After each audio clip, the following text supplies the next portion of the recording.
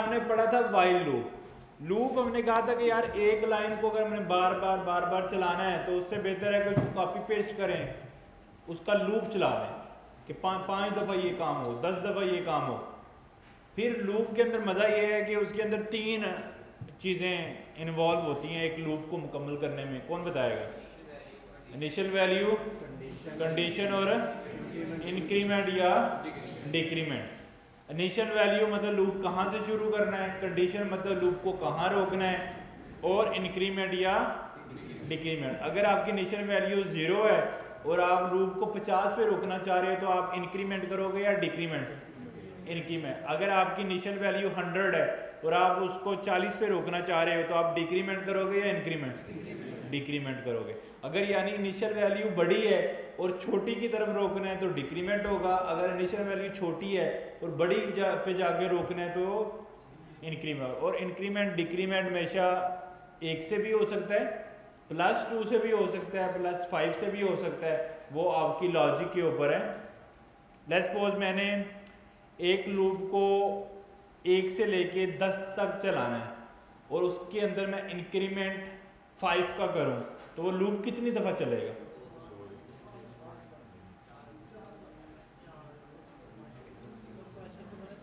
एक मेरे पास लूप है वाइल लूप, उसकी इनिशियल वैल्यू है 0। उसकी इनिशियल वैल्यू क्या है? 0। तो VAR I mean initial value is 0। उस लूप को मैं चलाना चाहता हूँ 10 तक, 10 से नीचे, उसके अंदर मैं आई में इंक्रीमेंट करूँगा i+5। तो ये लूप कितनी दफ़ा चलेगा?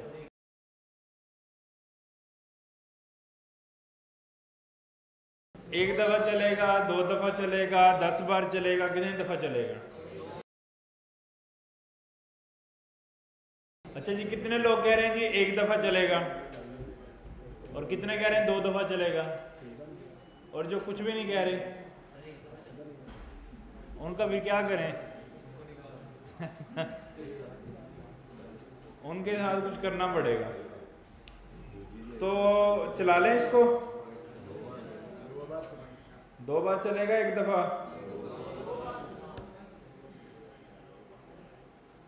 अच्छा जी, नोड स्पेस स्क्रिप्ट ऑर्डर कितनी दफ़ा चला है? 2 दफ़ा।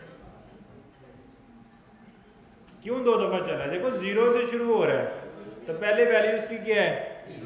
दूसरी दफ़ा वैल्यू क्या है? 5। तीसरी दफ़ा वैल्यू क्या है? 10। तो 10 है तो गलत हो गया, तो गलत है, रुक जाएगा, लेकिन कम से कम 2 दफ़ा तो चलेगा ना। पहली दफ़ा 0 और दूसरी दफ़ा 5। Make sense? अगर मैं इसमें वैल्यू का इजाफा कर दूं 10 का तो अब कितनी दफ़ा चलेगा? 1 दफ़ा। 0। अगर 1 का इजाफा करें फिर 10 दफ़ा, 0 से लेके 9 टाइम 10 टाइम चल जाएगा। तो इसका मतलब है कि 3 पैरामीटर होते हैं हमारे लूप में, इनिशियल वैल्यू, कंडीशन और डिक्रीमेंट। और अब कितनी दफ़ा लूप ने चलना है ये डिपेंड कर रहा होता है इनिशियल वैल्यू पे, कंडीशन पे, और इंक्रीमेंट कितना कर रहे हैं, या डिक्रीमेंट कर रहे हैं तो कितना वैल्यू का कर रहे हैं। 1 का कर रहे हैं इंक्रीमेंट, 2 का कर रहे हैं 10 पे, उस बेस पे डिसाइड होगा कि ये लूप कितनी दफ़ा चलेगा। यानी एक वैल्यू 0, उसको मैं 20 तक लूप को चलाता हूँ और उसमें 2 का इजाफा करता हूँ तो एक्चुअली ये कितनी दफ़ा चलेगा?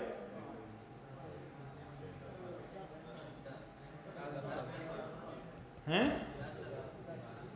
देखो ये लूप 3 चीज़ों पे डिपेंड करता है, इनिशियल वैल्यू, कंडीशन और इंक्रीमेंट। और इनिशियल वैल्यू 0, कंडीशन क्या है? 20। अच्छा, अब अगर हम इसकी ऑप्टिमिस्टिक देखते तो ये 20 दफ़ा चलना चाहिए था अगर 1 का इजाफा करते। अगर 2 का कर रहे हैं तो उससे हाफ टाइम चलेगा, 3 का कर दें तो उससे नीचे आ जाएगा, 4 कर दें तो उससे नीचे आ जाएगा, सो ऑन। ये 10 दफ़ा चल रहा है लेकिन वैल्यू क्या दे रहा है? 0 to 18। All set. तो ये यानी एक लूप के अंदर 3 चीज़ों का होना बहुत ज़रूरी है। दोबारा फोकस करते हैं, कौन कौन सी? इनिशियल वैल्यू, कंडीशन और इंक्रीमेंट या डिक। एक लूप मुकम्मल ही नहीं होता अगर उसमें से ये 3 में से एक भी कंडीशन फुलफिल ना हो। तीनों चीज़ें होना ज़रूरी हैं। अगर तीनों में से एक भी मिस हो रही है तो लूप मुकम्मल लूप नहीं है। अब इनकी बेस पे ही डिसाइड होता है कि कितनी दफ़ा चलेगा। लूप का काम है मल्टीपल टाइम कोड को चलाना, उसका ये काम नहीं है कि क्या करना है क्यों नहीं करना, कंडीशन लगानी नहीं, उसका ये काम है, उसका एक ही काम है लूप कोड को अपने ब्लॉक को बार बार चलाना या एग्जीक्यूट करना। ये हो गया वाइल लूप। अच्छा, अब इससे हम आगे आएंगे एक स्टेप और उसको कहेंगे हम डू वाइल लूप। अच्छा, डू वाइल लूप भी वाइल लूप की तरह ही है, ये भी एक लूप है। जब एक लूप होगा तो उसका मतलब क्या होगा कि वो कोड को बार बार रिपीट करेगा, चलाएगा। और अगर ये लूप है तो इसमें तीन खसूसियात होना ज़रूरी है। कौन कौन सी? इनिशियल वैल्यू, कंडीशन, इंक्रीमेंट और डिक्रीमेंट। अच्छा, डू वाइल लूप का अगर हम सिंटैक्स देखें तो VARI इनिशियल वैल्यू आ गई, that is called may be 0। ये क्या कहलाती है? Initial value 0। मैंने 0 सेट कर दिया, आप कुछ भी कर सकते हैं। अच्छा, फिर हमारे पास सिंटैक्स है डू और ब्रैकेट शुरू हो जाती है। नॉर्मली क्या होता है, यहाँ पे वाइल लिखा था, ब्रैकेट्स आई तो इसमें कंडीशन लगाई थी। डू वाइल लूप में कंडीशन शुरू में नहीं होती। डू वाइल लूप के ब्लॉक जहाँ ख़त्म होता है ना, वहाँ पे आता है वाइल, उसके साथ आती है उसकी कंडीशन।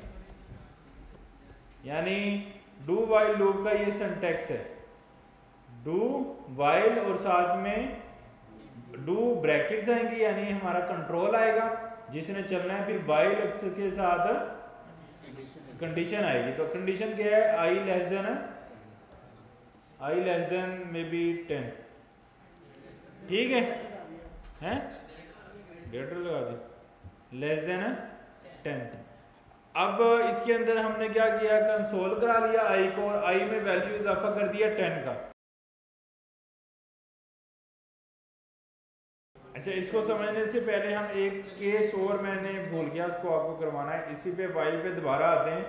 मैं इनिशियल वैल्यू को सेट कर देता हूँ 30। अब मुझे बताएंगे कितनी दफ़ा कोड चलेगा, वाइल लूप कितनी दफ़ा चलेगा?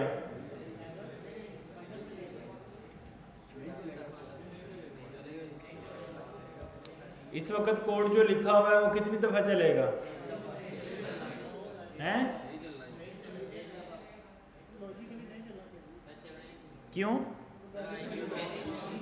पहले 30 है, 30 20 से बड़ा है या छोटा है? बड़ा है। तो हमने क्या चेक किया हुआ? छोटा है। तो इसका मतलब कंडीशन क्या है? फॉल्स है। तो कंडीशन फॉल्स पे, जब कंडीशन फॉल्स है तो लूप चलना चाहिए? नहीं। अगर हम आंसर इसका देखें तो लूप नहीं चला। लॉजिकल बात है ना, कंडीशन ही फॉल्स है तो लूप ने क्यों चलना है? वो नहीं चल रहा, डेट्स इट। अब हम उसी चीज़ को हम इधर करते हैं डू वाइल लूप में। पहले ये बताएंगे कि ये एक लूप है या नहीं, कैसे पता लगा? इसके अंदर तीन चीज़ें हैं, इनिशियल वैल्यू, कंडीशन, इंक्रीमेंट और डिक्रीमेंट। ये एक लूप है। अच्छा, इसके अंदर कंडीशन क्या चेक कर रहे हैं? आई की वैल्यू जब तक 10 से, अब आई की वैल्यू क्या है? 0। तो ये कितनी दफ़ा चलेगा?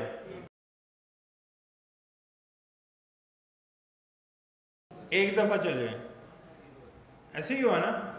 अच्छा, अब मैं क्या देता हूँ, आई की वैल्यू है 30 जो कि हमने ऊपर सेट की थी, और हम चेक कर रहे हैं कंडीशन, अगर आई की वैल्यू 30 10 से छोटा है, 30 10 से छोटा है या नहीं, तो फॉल्स होगी। तो लूप चलना चाहिए या नहीं? कितनी दफ़ा ये लूप चलेगा? क्यों? कंडीशन फॉल्स होगी तो लूप नहीं चलेगा, लूप फिर भी चल गया। यही डिफरेंस है वाइल और डू वाइल लूप में। वाइल लूप अगर कंडीशन फॉल्स हो पहली दफा में तो नहीं चलता। डू वाइल लूप में अगर कंडीशन फॉल्स भी हो तो कम से कम लूप एक दफा तो लाजमी चलता है। यानी लाइफ टाइम में डू वाइल लूप कम से कम एक दफा तो हर सूरत चलेगा, चाहे कंडीशन ट्रू है या कंडीशन फॉल्स है। ऐसा क्यों है? ऐसा इसलिए है, आपने वाइल लूप में देखा था कि कंडीशन पहले चेक हो रही थी, ब्लॉक बाद में आ रहा था। इसमें देख रहे हैं डू में डू आगे ब्लॉक आ जाता है, कंडीशन तो चेक ही नहीं हुई, कोड ने क्या करना है, लाइन बाय लाइन चलना है टॉप टू बॉटम। आई की वैल्यू 30 को कंडीशन चेक हुई नहीं, उसने कंसोल प्रिंट कर दिया, आई की वैल्यू में 10 और इजाफा कर दिया, कितनी कर दी 40। अब ये कंडीशन फॉल्स होगी, अब ये दूसरी दफा नहीं चलेगा। बात समझ आई? अगर हम इसकी वैल्यू को 0 ही कर दें और इसको 1 का इजाफा करें तो ये अब कितनी दफा चलेगा, ये एज रूटीन अब 10 दफा चलेगा 0 to 9। लेकिन अगर आपने इनिशियली वैल्यू गलत सेट कर दी ना, उस केस के अंदर भी ये कम से कम एक दफा तो चलेगा। बात समझ आई? डू वाइल और वाइल लूप में क्या फर्क हुआ फिर? डू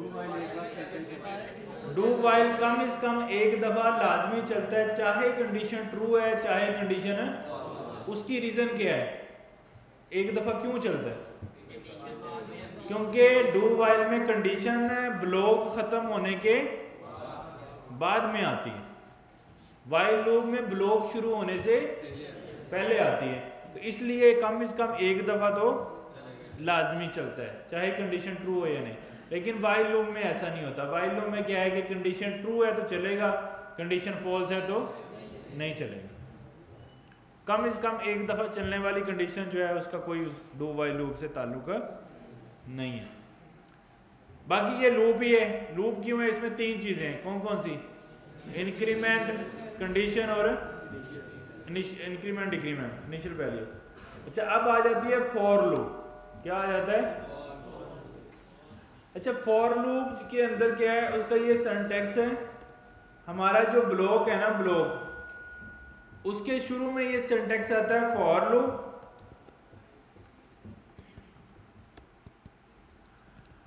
उसके शुरू में सिंटैक्स आता है, यानी हम ऐसे सिंटैक्स लिखते थे ना नॉर्मली इस तरह से, यानी हमारा कंट्रोल, ये ब्लॉक आ गया, ब्लॉक से बाद कंट्रोल का नाम क्या है? फॉर, उसके साथ पैरेंथेसिस के अंदर हमारी चीजें। अब अगर ये लूप है तो इसके अंदर कितनी चीजें होनी चाहिए? 3। कौन कौन सी? इनिशियलाइजेशन, कंडीशन, इंक्रीमेंट या डिक्रीमेंट। तो इनिशियलाइजेशन हम VA और I वो हम इधर ही कर लेंगे।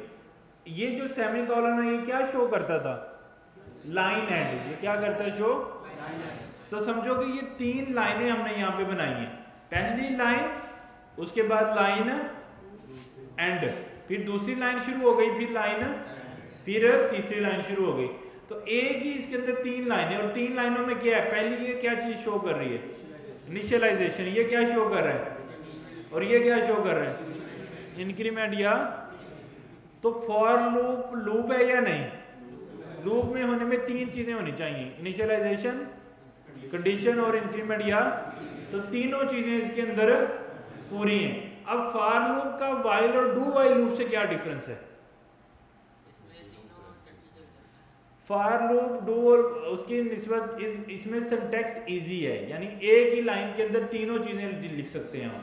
लेकिन वाइल या डू वाइल लूप में ऐसा, डू वाइल का तो चलो एक अलग ही केस है, वो कम से कम एक दफा चलते ही चलता है। फॉर और वाइल लूप में एक ही डिफरेंस है, वो ये है कि वाइल लूप 3 लहदा लाइनों पे हमें कोड करना पड़ता है, और फॉर लूप में एक ही लाइन में कोड तीनों चीजों का करना पड़ता है। जैसे I0, I<10, I++, ये तीनों चीजें डिफाइन हो गई। मेरा कंसोल जो है यहाँ पे आ रहा है।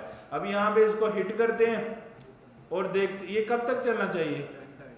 10 टाइम चलना चाहिए, 0 to 9 उतनी दफा चल रहा है। All set. अच्छा, इसके साथ अगर आपने देखना भी है कि ये फॉर लूप ही है तो यहाँ पे फॉर लिख देंगे और साथ में कॉमा, उसके साथ फिर वेरिएबल आ जाएगा। ठीक है। तो फॉर लूप का सिंटैक्स क्या हुआ? फिर कौन लिखवाएगा? आपका ब्लॉक आ जाएगा, उसमें आपने जो भी लिखना है वो कंसोल कराना है, जो भी करना है वो आप करवा लेंगे। ऐसे ही है एक ब्लॉक के अंदर। फिर ब्लॉक के शुरू होने में पैरेंथेसिस आएंगी, उससे पहले कंट्रोल का नाम आ जाएगा, और पैरेंथेसिस में 3 चीजें एक ही लाइन में। कौन कौन सी? इनिशियलाइजेशन, फिर कंडीशन I 10 के, और फिर I इंक्रीमेंट या डिक्रीमेंट। जैसे I की वैल्यू मैं 10 रख दूं, I 0, और I की वैल्यू डिक्रीमेंट, सही है, अभी उल्टा चलेगा, सही है। अच्छा अब मुझे बताएं यहाँ पे कि उल्टा चला दिया हमने, अगर मैं आई की इनिशियल वैल्यू को रख दूं -1 तो क्या होगा?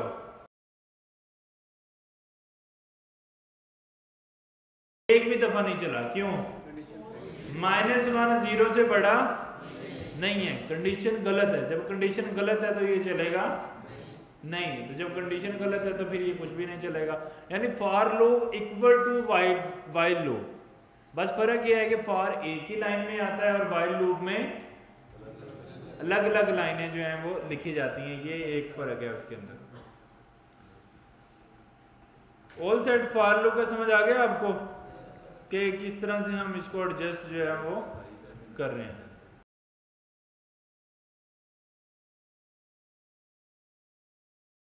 तो वो तो हमने लास्ट टाइम प्रोग्राम किया था ना शायद, कि उसमें क्या था कि आपके पास एक इनिशियल वैल्यू थी, यानी 1 से लेके लूप कहाँ तक चलना था, जब तक लेस देन या इक्वल टू है 100 के, और आई जो है वो क्या था, इंक्रीमेंट था। तो ये लूप कहाँ तक चलेगा? 100 टाइम चलेगा 1 से लेके, ऐसे ही है। अब हमने क्या बोला था कि उसमें से जो इवन नंबर हैं, या हम ऐसे करते हैं 1 से 100 तक जितनी वैल्यू है सबका सम हो जाए, तो क्या करना पड़ेगा? एक और वैल्यू बनाना पड़ेगा, सम उसकी वैल्यू क्या होगी? 0। तो हमें क्या करना पड़ेगा यहाँ पे? Simply sum equal to sum plus I, ये सारा कुछ सम करता जाएगा, और जब सारा लूप खत्म हो जाएगा उसके बाद सम इज इक्वल टू सम आ जाएगा, ऐसे ही है। तो ये आ गया 50-50। अब अगर मैं कहता हूं कि इसमें से इवन नंबर या ऑड नंबर का सम हो, तो क्या करना पड़ेगा? इफ लगानी पड़ेगी। इफ इस सारे ना सम करने, सिर्फ ऑड नंबर सम करने, तो क्या इफ लगेगी? इफ अगर आई का इससे मॉडुलस 0 के बराबर ना हो तो फिर क्या करना है? फिर सम करना है, अदरवाइज सम नहीं करना। तो इसको हम चेक करेंगे तो अब 2500 आ रहा है। अगर इवन नंबर का सम करना है फिर वो नॉट इक्वल को इक्वल कर देंगे बस।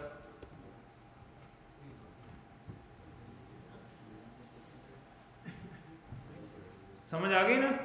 आसान ही है ना कि ये लूप चल रहा है, उसमें हमने पहले कंडीशन नहीं लगाई थी, वैसे सम कर दिया था तो सारे सम हो गए थे, इवन भी ऑड भी। फिर ये कंडीशन लगा दी तो अब सिर्फ इवन नंबर जो है वो सम हो रहे हैं। ये लास्ट टाइम भी हमने प्रोग्राम डिस्कस किया था कि आई 1 से शुरू होकर 100 तक जाए, उसमें जितने भी इवन नंबर आते हैं वो सब सम हो जाए। तो हमें इवन नंबर निकालने पड़ते हैं, आते हैं, वो निकाल के बस सम की वैल्यू के आगे सम किया है उसको।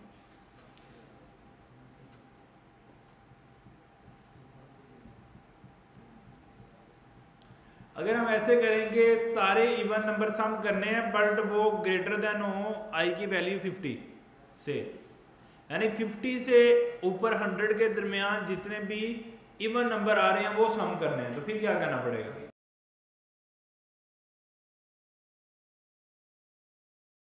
आई जो है वो ग्रेटर देन हो 50 के एंड ऑपरेटर आ जाएगा। अब 50 पहली कंडीशन तो ये 50 से बड़ा हो, तो पहले 50 तक तो ये वैसे फेल हो जाएगी क्योंकि एंड में एक भी कंडीशन फेल तो कंडीशन फेल। अब 50 से ये बड़ी हो जाएगी तो फिर ये कंडीशन ट्रू होगी और फिर ये वाली कंडीशन चेक होना शुरू हो जाएगी। सही है? तो इस तरह ये 50 से ऊपर वाले सिर्फ नंबर जो हैं वो सम होंगे।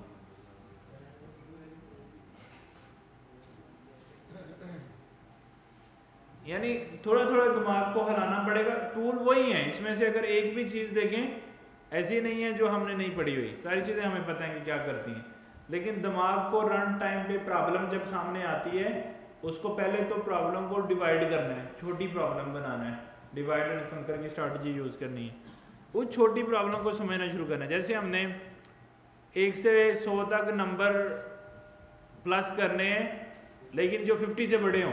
अब एक ही दम सोचेंगे तो नहीं होगा, पहले चलाएंगे लूप 1 से 100 तक चल गया, फिर उन सबको सम कर देंगे, उसमें इवन और 50 से बड़े छोटे सब आ गए, फिर उसमें से इवन वाले का कंडीशन कर लेंगे कि इवन सिर्फ सम हो, वो हो गया। फिर एंड पे 50 वाली कंडीशन भी डाल देंगे, 50 से बड़े हो। तो हमने एक प्रॉब्लम को 3-4 प्रॉब्लम में डिवाइड किया, डिवाइड एंड कंकर रूल अप्लाई किया, एक प्रॉब्लम को छोटा बनाया। मतलब उसने बोला लेट्स सपोज अगर मैं इसको दोबारा से कोड करूँ आपको शायद और क्लियर हो। हमारी प्रॉब्लम ये थी कि write a program that sum the even number from range 1 to 100 and if number greater than 50। ये हमारी अब इसमें ये सारा प्रोग्राम है। अब उसने कहा कि write a program that sum the even number from range 1 to 100। हम क्या करते हैं, अगर हम ये सारा ख़त्म कर देते हैं, हम इसको सोचते हैं, सबसे पहले हम सोचेंगे यार इसमें वेरिएबल कितने बनेंगे। सबसे पहला जो सोच हमारे जहन में आनी चाहिए ना, वो आनी चाहिए इसमें हमें वेरिएबल कितने बनाने पड़ेंगे। हमने किसी चीज़ को सम करना है तो हमारे पास कोई सम का वेरिएबल होना चाहिए। तो हम लिखेंगे var sum इक्वल टू 0। अब ये प्रॉब्लम कहती है कि रेंज 1 से 100 के दरमियान इवन नंबर को सम करना है। हम इसकी पहले छोटी प्रॉब्लम बनाते हैं। छोटी प्रॉब्लम क्या है, रेंज 1 से 100 तक बनाते हैं। तो रेंज 1 से 100 कैसे बनती है, लूप से। तो हमें लूप लगाना आता है तो हम फॉर लूप लगा लेते हैं और उसके अंदर रेंज बना लेते हैं 1 से, उसको चला लेते हैं 1 से और वो 100 तक चली जाइए। हमने रेंज बना ली, ये हमने रेंज बना ली कि 1 से 100 तक। और अब हमने इसी को प्रॉब्लम को क्या किया, sum equal to sum plus i। अच्छा, अब हमारी प्रॉब्लम कुछ और थी लेकिन हमने प्रोग्राम कुछ और बनाया। प्रॉब्लम क्या थी कि रेंज 1 से 100 के दरमियान नंबर को सम करना है इवन को, लेकिन हमने सब कुछ सम कर दिया। अब इसको ही हम रिविजिट करेंगे और इसमें वो एक और कंडीशन लगा देंगे जो कि वो कह रहा है कि इवन को करना है। तो हमें पता है इवन कैसे चेक होते हैं, i मॉडुलस 2,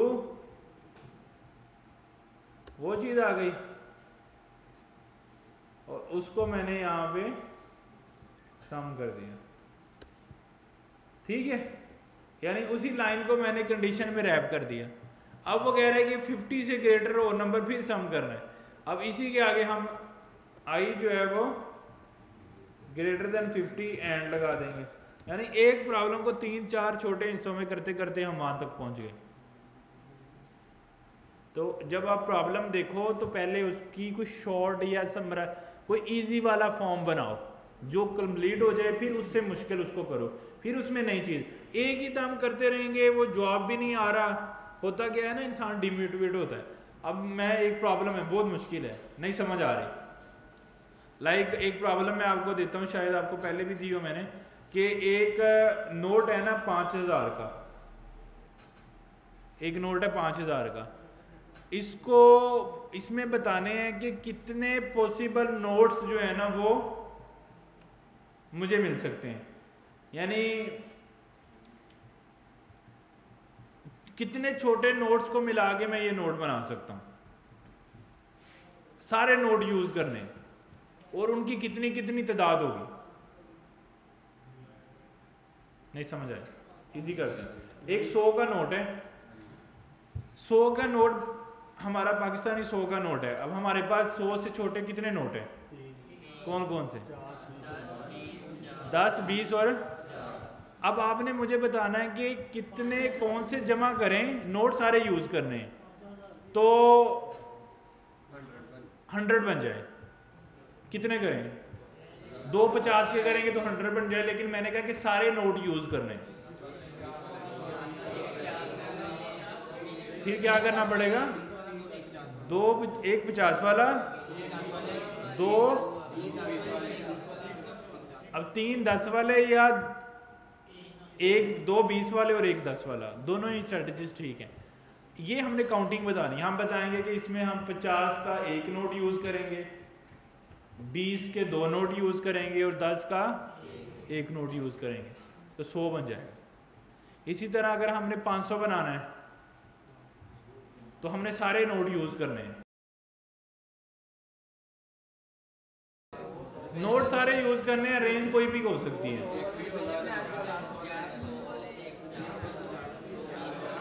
400 वाले यूज कर लेंगे, एक 50 वाला, 2 20 वाले और एक 10 वाला।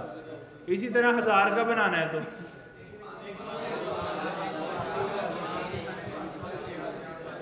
अगर इसी तरह हमने 2000 का बनाना है, फिर 1000 वाला नोट, 2000 काउंट टोटल करने हैं ना, 1000 वाला।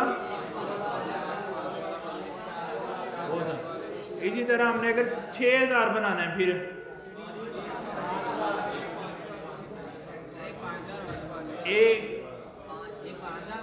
एक 5000 वाला नोट यूज हो सकता है। फिर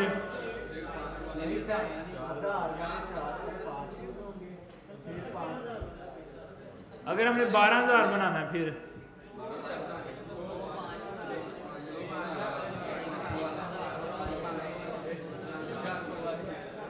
हाँ, बस इसका प्रोग्राम बनाना है।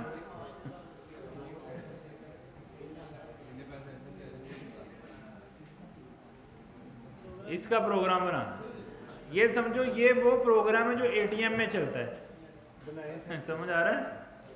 ये प्रोग्राम बनाना है ये आप लोग, लेकिन मैं आपको समझा रहा हूँ कि ये एक बड़ी प्रॉब्लम है। अब इसको आप सॉल्व करने बैठेंगे तो एकदम सोचें तो हमारी सोच में तो कुछ नहीं आ रहा क्या करना है, लेकिन हम छोटी सोच से शुरू हो सकते हैं। हम पहले वेरिएबल, हमारे पास कितने कितने नोट्स होते हैं, हम वो बनाएंगे, फिर हम उनके वेरिएबल्स बनाएंगे, फिर उन वेरिएबल्स को प्लस करेंगे एक दूसरे के अंदर। मतलब एक दिमाग लगाने वाली गेम है, लेकिन हो सकता है, नामुमकिन तो नहीं है ना, मुमकिन प्रॉब्लम है।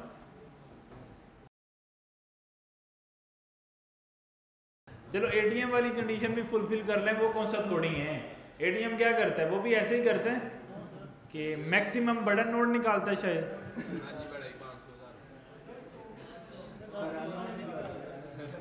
हैं? चलो हम ऐसे कर लेंगे, 100 से नीचे तो वैसे ही नहीं निकालता होगा, 500 से नीचे निकालता। हाँ तो चलो ऐसे कर लो, लाइक हम कह दें कि मैंने 11000 निकलवाना है, तो एटीएम कैसे पैसे निकालेगा?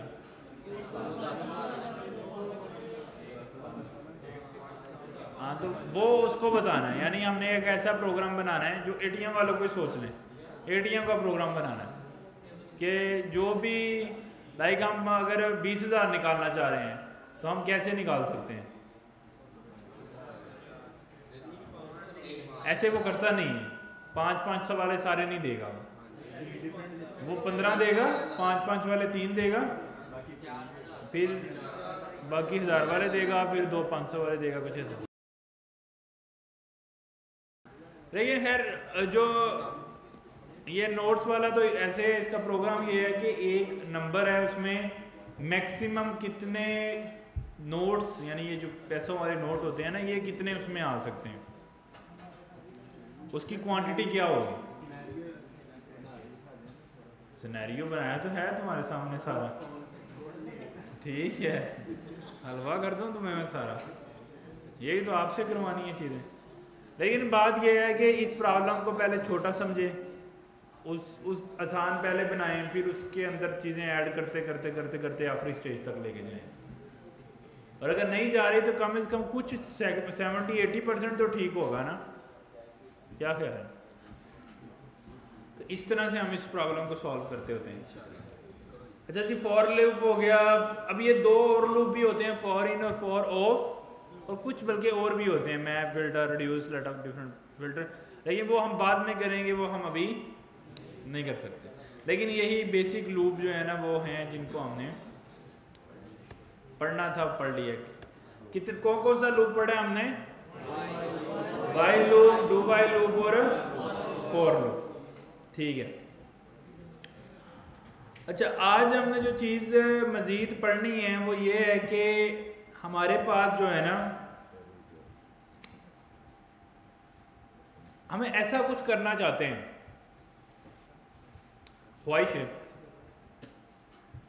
ख्वाहिश ये है कि नॉर्मली अगर मैं लाइन नंबर 1 पे कंसोल लगाऊं, ठीक है, लगा सकता हूँ ना, मसला तो नहीं है।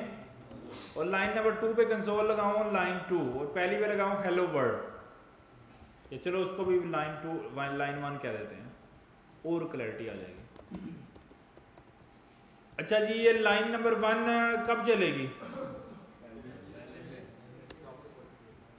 टॉप टू बॉटम कोड चलेगा, पक्की बात है? ठीक है, ये 5 लाइनें हैं 1 2 3 4 5। सबसे पहले कौन सी चलेगी? फिर 4 5। अब मेरी ख्वाहिश ये है कि जो लाइन नंबर 1 पे कोड लिखा हुआ है ना, ये लाइन नंबर 6 पे चले,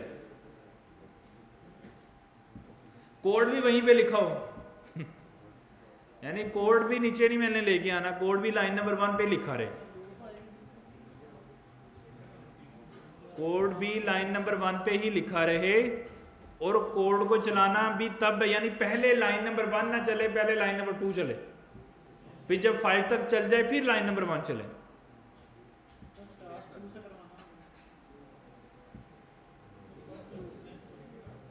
ये ख्वाहिश है। वो कहते हैं ना, क्या है शेर है वो, हजारों ख्वाहिशें ऐसी ख्वाहिश पे दम निकले अरमा मेरे, लेकिन फिर भी कम निकले। तो निकले तो बहुत हैं। तो अब एक नई ख्वाहिश पैदा हुई है कोड में। अब इस ख्वाहिश का हल क्या है? हल ढूंढना। देखो ख्वाहिश तो कुछ भी हो सकती है, हल ढूंढना अक्सर काम है नहीं, हर ख्वाहिश को कोड हो सकता है।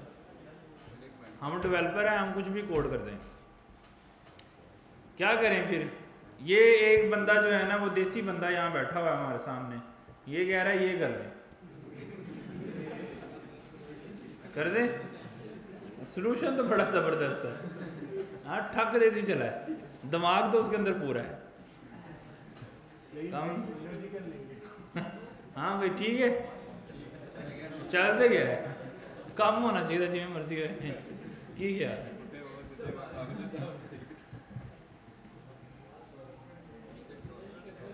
लेकिन मसला तो है, मज़ा नहीं आया, चल तो गया है, लेकिन ख्वाहिश पूरी नहीं हुई कि पूरी हो गई है, कोई नहीं काम मज़ा नहीं आया। काम मज़े का ये है कि लाइन नंबर 1 पे लिखा हुआ कोड लिखा भी लाइन नंबर 1 पे रहे, लेकिन चले भी लाइन नंबर 6 पे। आप लोग भी कहेंगे उल्टा उल्टा पता नहीं क्यों सोच रहे हैं, सीधे सीधे काम करें ना। मजबूरी, ऐसी मजबूरी क्या है? ये हो सकता है ना, ऐसी क्या मजबूरी आ गई है कि लाइन नंबर 1 के कोड को लाइन नंबर 6 पे चलाना पड़ रहा है अब क्या करें? अच्छा जी, इसके ऊपर अब एक नया कंट्रोल सीखना पड़ेगा। अब इस पे कंट्रोल लगाना है तो क्या करें फिर? कंट्रोल लगाना है तो बताओ क्या कर। कंट्रोल लगाने के लिए क्या करते हैं? ब्लॉक बनाते हैं। ब्लॉक कैसे बनता है? करली ब्रेसिस से। तो इसके इर्द गिर्द क्या लगा देंगे? करली ब्रेसिस। और अगर स्पेस डालना चाहें तो डाल सकते हैं, नहीं डालना चाहें तो मर्जी है। एक ब्लॉक बना लिया हमने, ठीक है। अच्छा जी, ब्लॉक बन गया है। अब इस ब्लॉक के ऊपर कोई ऐसा जादू करना पड़ेगा, कोई ऐसा कंट्रोल लगाना पड़ेगा। वो क्या करे? इस लाइन को क्या करे? हमारी ख्वाहिश क्या थी? ख्वाहिश ये थी कि ये लाइन नंबर 1 पे ना चले, एंड पे चले, ये ख्वाहिश है। तो इसका मतलब है कि इस पे कोई ऐसा कंट्रोल लगाना पड़ेगा जो इसको चलाए ना। पहला, अगर उस प्रॉब्लम को मैंने क्या बोला था कि डिवाइड एंड कंकर करते होते हैं। पहली प्रॉब्लम क्या है? दो ख्वाहिशें हैं ना एक्चुअली। अगर उस ख्वाहिश को डिवाइड करें उसको। पहले क्या कि पहली पे ना चले, फिर दूसरी ख्वाहिश है कि एंड पे चले।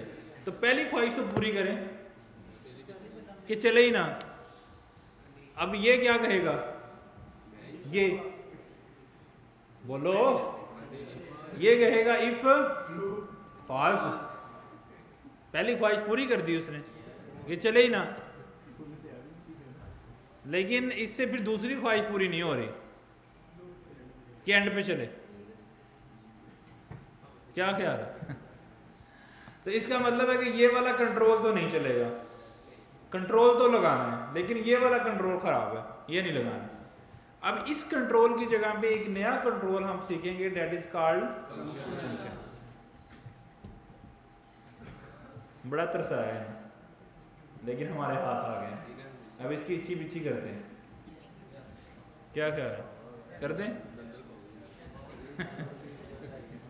फंक्शन, अच्छा जी, फंक्शन कहता है कि सबसे पहले तो मेरा नाम रखो।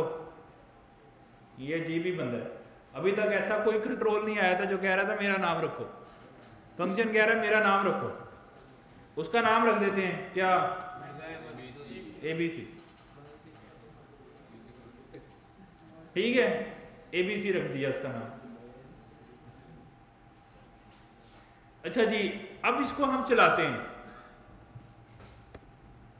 तो क्या हुआ है, पहली ख्वाहिश पूरी होगी, क्या पहली लाइन नहीं चली, लेकिन कोड भी पहली लाइन पे लिखा हुआ है, कोड वहीं लिखा हुआ है ना, मैंने चेंज तो नहीं किया ना, लेकिन चला नहीं, लिखा भी सबसे ऊपर हुआ है लेकिन चला भी नहीं।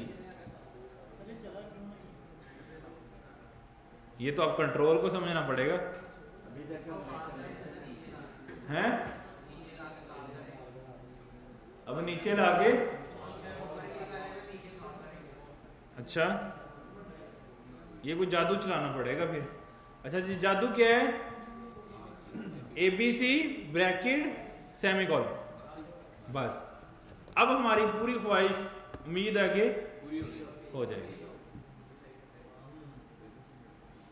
तो क्या समझ आया कि हमारे पास एक ऐसा जादू कंट्रोल है जो कोड जहां पे लिखा होता है ना वो वहीं रहता है लेकिन चलता वहां नहीं है, जहां दिल करता है वहां चलता है। मजे की चीज है ना, लाइक 100 लाइनों के बाद चलाना है, 500 लाइनों के बाद चलाना है, 1000 लाइनों के बाद चलाना है, अपनी मर्जी से, कोड वहीं पे लिखा हुआ है, अपनी मर्जी से उसको कहीं पे भी चला सकते हैं।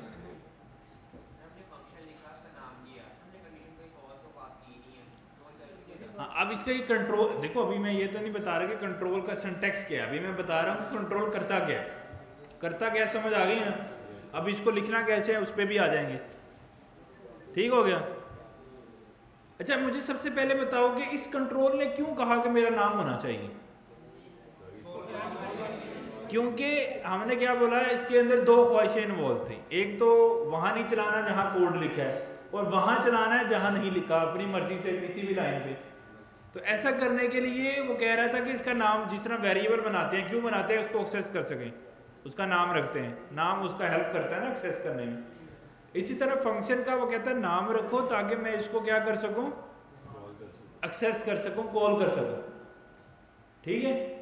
अच्छा जी, फंक्शन का कीवर्ड रिजर्व वर्ड है, ABC कुछ भी हो सकता है, अली कोई भी नाम हो सकता है, ABC XYZ कुछ भी हो सकता है। इसको कहते हैं फंक्शन की डिक्लेरेशन, यानी फंक्शन को डिक्लेयर किया, बनाया, और इसको कहते हैं फंक्शन है कॉलिंग, फंक्शन को कॉल किया। अच्छा, कैसे करते हैं डिक्लेयर फंक्शन को, फंक्शन का नाम, सॉरी फंक्शन का कीवर्ड, सबसे पहले ब्लॉक बन गया, उसके बाद ये पैरेंथेसिस तो एज यूजुअल हमें पता है ब्लॉक के साथ हर कंट्रोल के साथ ही आती हैं तकरीबन, उस ब्रैकेट से पहले भी फंक्शन का और स्पेस देके उससे पहले कंट्रोल का नाम। अब अगर उसको कॉल करना है तो फंक्शन का नाम और उसके साथ पैरेंथेसिस। अच्छा, ये बड़ी मजे की गेम है। वो गेम क्या है, ये कहता है कि फंक्शन को जितनी दफा चाहो आप कॉल कर सकते हो। हमने ये तो नहीं डिस्कस किया था, हमने ये तो डिस्कस किया भाई पहले लिखा हुआ कोड एंड पे चलाना है, लेकिन आप लोगों ने ये तो पूछा ही नहीं कि भाई ऐसी ख्वाहिश करनी ही क्यों इतनी इमरजेंसी क्या पेश आ रही है। उसका जवाब ये है कि फंक्शन एक तो ये अपॉर्चुनिटी देता है कि जहां कोड लिखा है वहां नहीं चलाना है तो ना चलाओ, जिधर दिल करता है वहां चलाओ। फिर ये अपॉर्चुनिटी देता है कि जितनी दफा दिल करता है उतनी दफा चलाओ, जरूरी नहीं कि एक ही दफा चलाओ। अब हम क्या करें, अगर मैं ABC को दोबारा कॉल कर दूं तो क्या होगा, 2 दफा चल जाएगा, और दोबारा क्या आएगा, 2 दफा क्या आ जाएगा, अगर 3 दफ़ा चला दूं तो, और अगर लाइन नंबर 3 के बाद चला दूं तो, अब कैसे सीक्वेंस क्या होगी? सबसे पहले क्या चलेगा? 2, फिर 1, फिर 2 3 1 4 5 1 1। अगर मैं क्या करूं, मैं उसके फौरन नीचे चला दूं, फिर सबसे अब क्या आएगा जवाब? 1 2 3। यार आप लोग तो ज़हीन हो गए। 1 2 3 1 4 5 1 1। मजा आ रहा है ना? तो अब मुझे बताओगे फंक्शन बनाने का मकसद क्या है? ऐसी मैंने ख्वाहिश क्यों की थी? ये तो मेरी ख्वाहिश थी, लेकिन ऐसी रीजन क्या थी? कोड को ना लिखना पड़े बार बार, कोड की रीयूजबिलिटी, कि हम एक ही कोड को बार बार यूज कर सके, चला सके, जब मेरा दिल करे तब मैं चला दूं।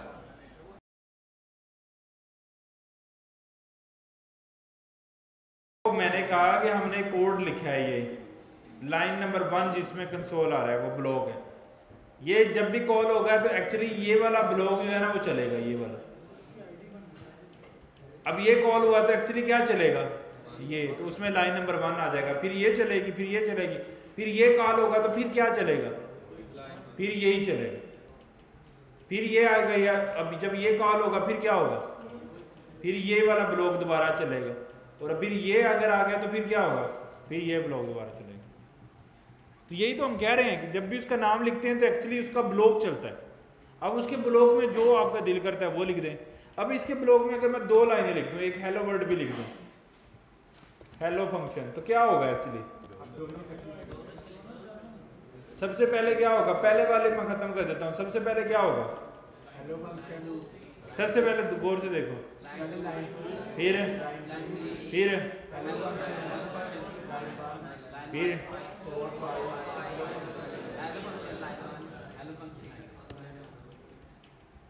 2 3 hello function line 1, 4 5 hello function line 1। क्योंकि अब वो कहते हैं कि इसमें जरूरी नहीं कि एक लाइन लिखनी है, आप 100 लाइनें लिख दें, वो 100 लाइनों को बार बार चलाएगा जितनी दफा आपका दिल करता है। अच्छा, एक बड़ी मजे की चीज आपको मैं बताता हूँ, जो मैंने शुरू में कहा था कि यार इसको ऐसे ही याद कर लो। आज अगर आप अपने दिमाग पे जोर डालें, अगर इतने चीज पे जोर डालें तो ये क्या आपको लग रहा है? ये क्या होगा? अगर आपको और भी इसको मैं सिंपल कर दूं तो ये क्या लग रहा है आपको? ये फंक्शन कॉल हो रहा है, क्योंकि फंक्शन के नाम के साथ क्या आती थी? पैरेंथेसिस आती थी। अब एक मसला और है, कंसोल डॉट का मतलब क्या है? वो एक अलहदा बात है, लेकिन डॉट का मतलब क्या है? एक अलहदा बात है, लेकिन इसका मतलब क्या है ये तो समझ आ रहा है ना। ये लॉग क्या है? लॉग ये एक फंक्शन है, तो समझो कंसोल डॉट लॉग एक बिल्ट इन फंक्शन है। तो 2 तरह की फंक्शन कैटेगरीज बन गई। कौन कौन सी? एक तो बिल्ट इन फंक्शंस, एक यूजर डिफाइन फंक्शन।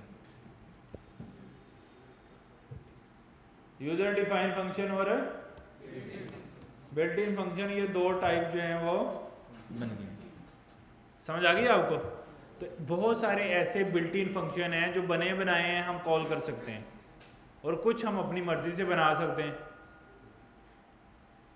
कुछ हम अपने फंक्शन अपनी मर्जी से बना सकते हैं। तो इसको कहते हैं जावास्क्रिप्ट के अंदर फंक्शन। क्या कहते हैं? फंक्शंस। अच्छा, अब एक फंक्शन हम बनाना चाहते हैं, इस सारे को मारते हैं कमेंट। एक हम फंक्शन बनाना चाहते हैं, और वो फंक्शन ये है कि 2 नंबर का सम जनरेट करे। वो फंक्शन वो क्या करे? 2 नंबर का सम जनरेट करे। तो मैं इसको बोलूंगा फिर फंक्शन सम बोल दूं, parenthesis var a value 10 VARB value 20, VARC equal to A plus B और कंसोल कर दें C को। सम हो गया, सम वाला फंक्शन हो गया। अब मैं इसको कॉल करता हूं तो आंसर क्या आएगा? स्क्रीन पे क्या आ जाएगा?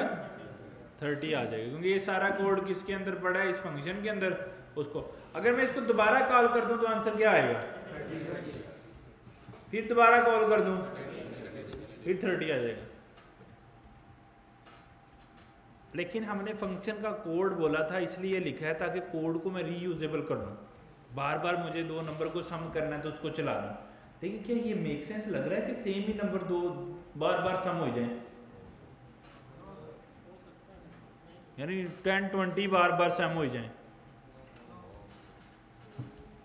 लाइक समझो कि मुझे लाइन नंबर 8 पे सम करना था, मैंने वो चलाया, फिर मैंने कुछ लाइनों के बाद चलाना था तब चलाया, फिर कुछ लाइनों के बाद चलाना तब चलाया। लेकिन मसला ये है कि हर बार जब भी चलाया है जवाब हमेशा क्या आ रहा है? 30 आ रहा है, सेम ही आ रहा है। ये गलत है। लाइक मैं चाहता हूँ कि जब मैं लाइन नंबर 8 पे चलाऊं तो जो मैं नंबर कहूँ वो सम हो, ऐसा ना हो कि 30 जवाब है। ऐसा करने के लिए हमें इसमें फंक्शन के अंदर एक नया कंसेप्ट सीखना पड़ता है, उसको बोलते हैं फंक्शन पैरामीटर्स। क्या बोलते हैं? पैरामीटर्स। अच्छा, वो कैसे डिफाइन करते हैं? जैसे num1, num2, ये वेरिएबल की तरह होते हैं, लेकिन इसके साथ वेरिएबल का कीवर्ड हम नहीं लगाते। ठीक है, ये num1 num2। अब a की जगह पे मैं रख देता हूँ num1 और b की जगह पे क्या रख देता हूँ? num2। अब ये पैरामीटर जो है ना, इसको हम पास कर सकते हैं जब हम इसको कॉल कर रहे हैं इसकी पैरेंथेसिस में। तो पहले मैं भेज दूंगा मे बी 15, दूसरे में भेज दूंगा 5। तो एक्चुअली जो 15 है ना, ये कहाँ पे जाएगा? num1 में, और दूसरा जो 5 है ये कहाँ जाएगा?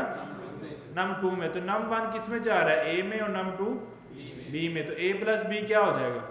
20, और c का जो कंसोल वो प्रिंट हो जाएगा। तो इसमें क्या आ जाएगा आंसर? अगर मैं यहाँ से पास कर दूँ 3 और 4 तो 5 क्या आ जाएगा? यहाँ पे पास कर दूँ 2 और 2, आंसर क्या आ जाएगा? सेम कोड है, लेकिन मैंने उसको मल्टीपल डिफरेंट नंबर्स के ऊपर टेस्ट कर लिए। ये कैसे किया है? इसको बोलते हैं पैरामीटर्स। क्या बोलते हैं? पैरामीटर। एक फंक्शन के अंदर कितने पैरामीटर्स हो सकते हैं? अनलिमिटेड। कैसे डिफाइन करने हैं? कॉमा लगाई जाना है, डिफाइन। जैसे num1 num2 num3 num4 num5, जितने मर्जी क्रिएट कर लें। तो यानी इसकी कोई लिमिट नहीं। वो जरूरी नहीं कि वेरिएबल ही बनाने हैं, आप इसको ऐसे ना करो। आप इधर ए बी की जगह पे क्या कर दो? num1 num2 कर दो। समझाई बात?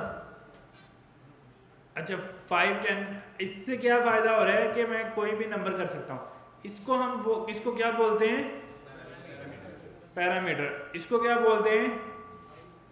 आर्गुमेंट्स। क्या बोलते हैं? आर्गुमेंट।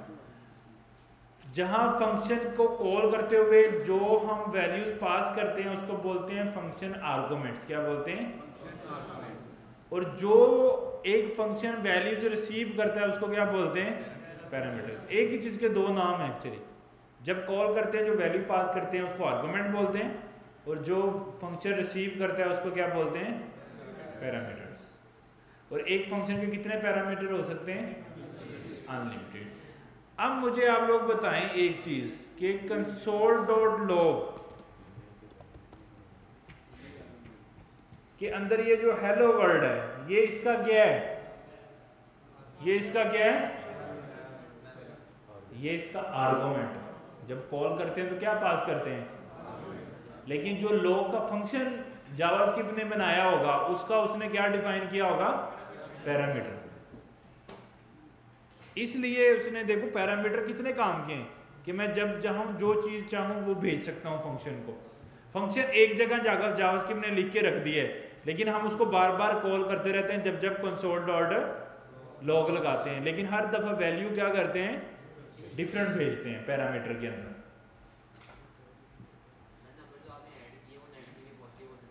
कुछ भी हो सकता, कुछ भी हो सकता। All set.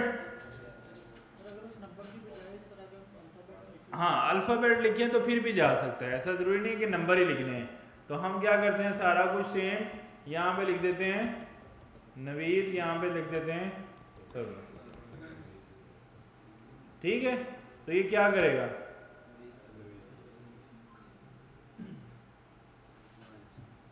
ठीक है। और यहाँ पे कुछ भी आप स्ट्रिंग भेजें तो एक्चुअली जब वो स्ट्रिंग को के दरमियान प्लस आता है तो क्या हो जाता है, ये ऑपरेटर कनकैटिनेशन ऑपरेटर बन जाता है। यानी अगर प्लस के ऑपरेटर के दो मीनिंग है, अगर साइडों पे स्ट्रिंग आ जाए तो वो कनकैट करता है, प्लस नहीं करता, मैथ वाला प्लस नहीं होता, और अगर दोनों इंटीजर हों तो फिर प्लस करता है। सही है, तो इसको कहते हैं प्रोग्रामिंग में फंक्शंस। फंक्शंस क्यों यूज करते हैं, क्यों बनाते हैं, कोड को रीयूज करने के लिए, एक ही कोड को बार बार चलाने के लिए। एक फंक्शन के अंदर एक फंक्शन का सिंटैक्स क्या होता है, पहले हमने ब्लॉक बनाना है, फिर पैरेंथेसिस आती हैं जिसके अंदर पैरामीटर लिखते हैं, फिर उससे पहले फंक्शन का नेम, उसके पहले, और इस सारी चीज को क्या बोलते हैं, इस सारी चीज को बोलते हैं फंक्शन डिक्लेरेशन। क्या बोलते हैं, फंक्शन डिक्लेरेशन। और जहां फंक्शन को कॉल करें उसको क्या बोलते हैं, फंक्शन कॉल या कॉलिंग हैं। डेफिनेशन या डिक्लेरेशन एक ही वर्ड है।